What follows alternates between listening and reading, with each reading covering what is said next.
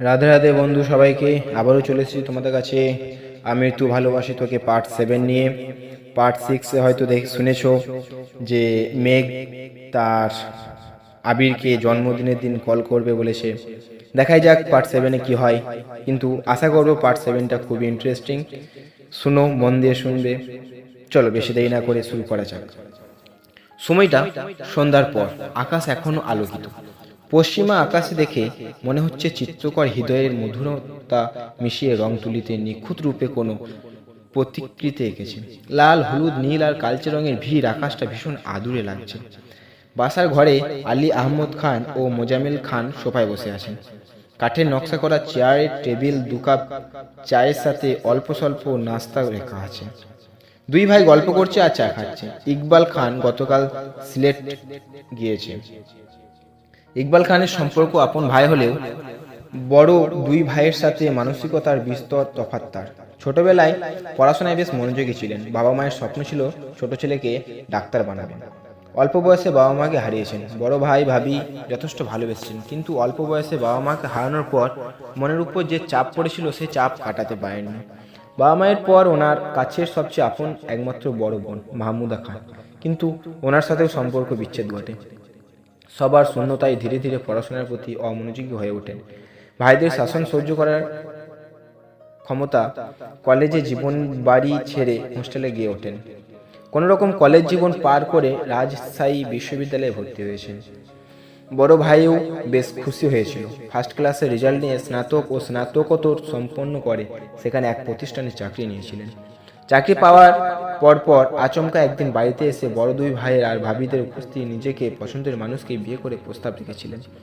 আলী আহমদ খান বোনের তিক্ত স্মৃতির ভুলতে পারেনি।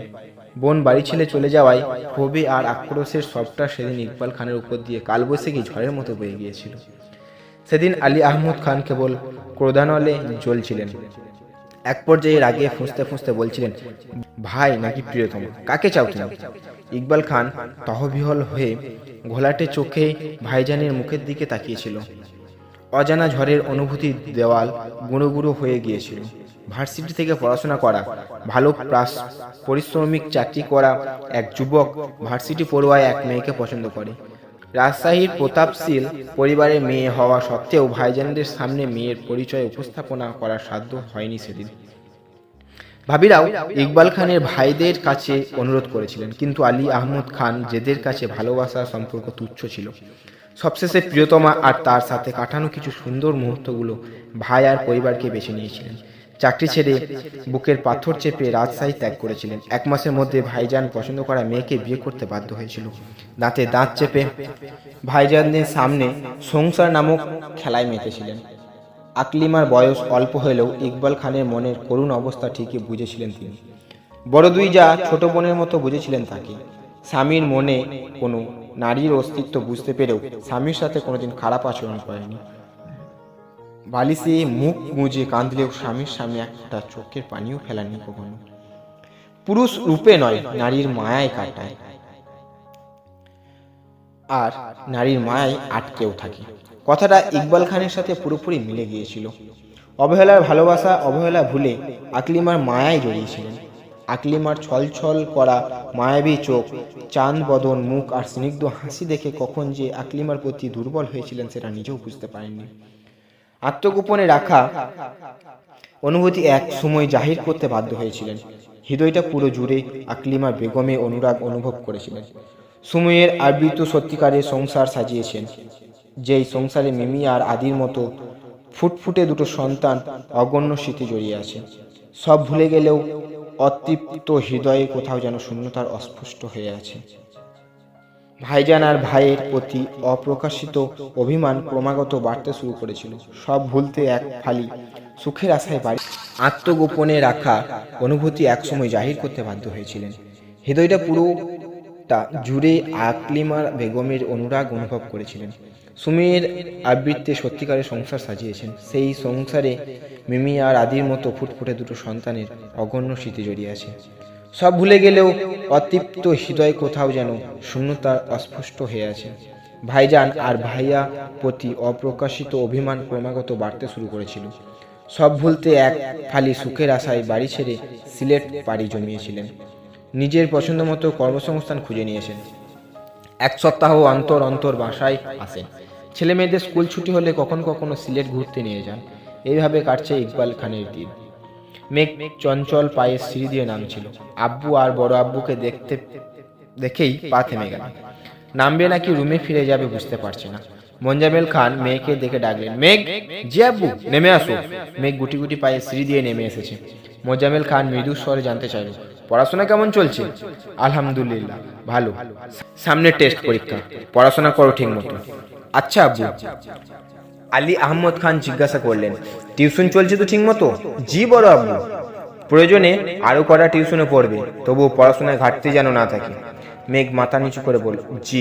খেয়েছো কিছু? না। যাও নাস্তা করে পড়তে বসো। মেঘ ডাইনিং টেবিলের দিকে পা বাড়াতেই মোজাম্মেল খান আবারও প্রশ্ন করলেন, তানভীর কোথায়? রুমেই আছে। মেঘের সরল স্বীকৃতি। ঠিক আছে। মেঘ নাস্তা শেষ করে তানভীরের জন্য 1 কাপ চা নাস্তা নিয়ে উপরে এসেছে। তানভীর দরজার সামনে দাঁড়িয়ে আস্তে করে ডাকলো, ভাইয়া আসবো? আয়। মেঘ ভেতরে ঢুকুই টেবিলের উপর চা কাপ আর নাস্তা রাখছি। তানভীর স্বাভাবিক কণ্ঠে বলল, এখানে আনতে গেলি কেন? ডাকলেই নিচেই চলে যেতাম। নিচে আব্বু আর বড় আব্বু গল্প করছে, তাই এখানে নিয়ে এসেছি। তানভীর আনমনে বলল। ও। মেঘ কিছুক্ষণ থেমে বলে উঠল, তোমার ফোনটা দাও তো। তানভীর হাত বাড়িয়ে বিছানার পাশ থেকে ফোনটা নিয়ে মেঘের দিকে দিতে দিতে লক স্ক্রিনে দেওয়া নাম্বারটা নির্দ্বিধায় বলল। মেঘের চোখ উৎকণ্ঠের ছাপ, অস্থিরতার কণ্ঠে বলল, এক কথায় ফোন দিয়ে দিলে? না দিলে ভালো হতো। তা না, কিন্তু কারণ জানতে চাইলে না যে? সবকিছু কারণ জানতে হয় না। আমার ফোনটা যে প্রয়োজন ছাড়া নিবি না, এটা আমি খুব ভালো করেই জানি। মেঘ ভাইকে অমায়িক হাসি উপহার দিয়ে ফোন নিয়ে বেরিয়ে গেল। বদলে তানভীরও অল্প করে হেসে চায়ের কাপে হাত নিল।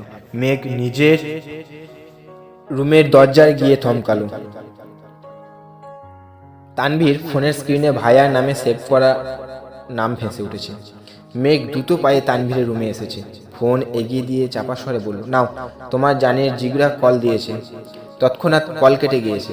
তানভীর ভুরু কুঁচকে প্রশ্ন করল, আমার জানের জিগরা? তা নয়তো কি আমার? তানভীর ফোন হাতে নিয়ে আবিরের নাম দেখে মুচকি হাসলো। মেঘের দিকে তাকিয়ে বলল, রিসিভ করতে পারতিস? কেন করব? তিনি তো আর আমাকে কল দেননি, তোমার সাথে কথা বলতে কল দিয়েছিলেন। তোর সাথে কথা বলতেও ওর কতবার কল দেন, কথা বলিস না কেন? এত জেদি হলে হবে? মেঘ চুপ করে রইল। হঠাৎ চোখ মুখে রহস্যময় হাসি ফুটল। স্নাল্য কণ্ঠে বলল, কথা শেষ হলে আমাকে ডাক দিও। আচ্ছা। মেঘ চেয়ারে হেলান দিয়ে চোখ বন্ধ করে পড়া মুখস্থ করছে। জীবনবিজ্ঞান বইয়ের প্রতিটি তার রাজ্যের বিরক্ত। নিজের ইচ্ছেতে এই বই খুলে দেখে না কখনো। আগামীকাল কোচিংয়ে পরীক্ষা, তাই বাধ্য হয়ে পড়তে হচ্ছে। তানভীর আবিরের সাথে কথা শেষ হয়ে নিজেই এসে ফোন দিয়ে গেছে। অনলাইনে ক্লাস দেখার জন্য মূলত ফোনটা আনা। বেশ কিছু ভিডিও দেখে শেষে হঠাৎ ফেসবুক থেকে নোটিফিকেশন এসেছে। অল্প বয়সে নিষেধ জিনিসের প্রতি ঝোঁকটা একটু বেশি কাজ করে। মেঘের বেলাতেও তাই হয়েছে। ফেসবুক নামক অ্যাপে ক্লিক করতেই তানভীর আইডিতে ঢুকেই গেল। আতঙ্কে মেঘের হাত কাঁপছে। ঘাড় ঘুরিয়ে বারবার দরজার দিকে তাকাচ্ছে। নিউজ ফিড স্ক্রোল করে 2-3টে ছবি টানতে আচমকা 2টো লাইন দেখে দৃষ্টিতে থমকে গিয়েছে মেঘের। শূন্যতার শূন্য প্রাচীর ঘিরে আছে তোমায়, আমি ঘিরে আছি অদেখা এক মোহমায়ায়। ওকে বন্ধু, আজকে এই পর্যন্তই। বেশি বড় ভিডিও করব না, ছোট ছোট ভিডিও করব, আরও শুনতে তোমাদের ভালো লাগবে। গল্পের শেষে আবারও একবার বলে ফেলছি, গল্পটা যদি ভালো লেগে থাকে লাইক, কমেন্ট, সাবস্ক্রাইব করবেন এবং শেয়ার করে দেবেন। চলো টাটা, রাধে রাধে, রাধে রাধে, রাধে রাধে।